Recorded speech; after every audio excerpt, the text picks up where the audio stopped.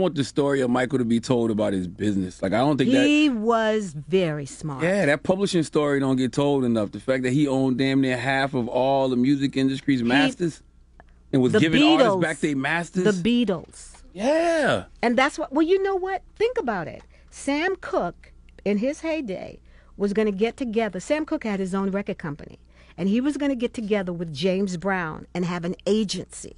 I believe they killed Sam Cooke because he was going to bring the black community, the R&B community together. He and James Brown, he was going to have the record company, and they were going to have an agency. Mm-hmm. So I believe he was definitely set up and murdered.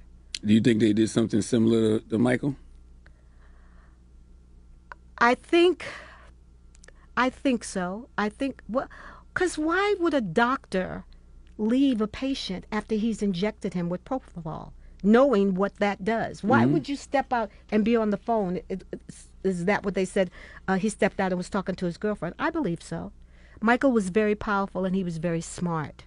And he owned all that publishing and they wanted it. You know, he once wanted to give it to Pops. Really? And Pops wouldn't take it. Really? He wanted to give that, what was that, ATV it was called, right? Yes. He wanted to give that to the minister? Wow. Why didn't he want it? The minister doesn't take things like that. Yeah, yeah. You know what I'm saying?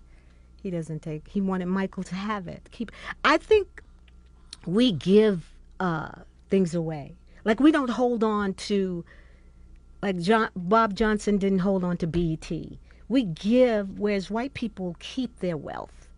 We give ours away because we always want the money. How much money is enough? You understand what I'm saying? Well, I think holding on to our legacy, to our, like Motown, black people should still own Motown. You know, that's how I feel. I mean, that's a great question though, because it's like black people have never really had like mass amounts of capital. So when you do get an opportunity to sell something and get $3 billion like Bob Johnson did, it's kind of, you feel in your mind, you're like, I'll sell this and then build something else.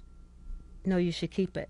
I think you should. I still have, my father and my mother had land in Albemarle, and that was the first house they ever had. I still own that. Wow.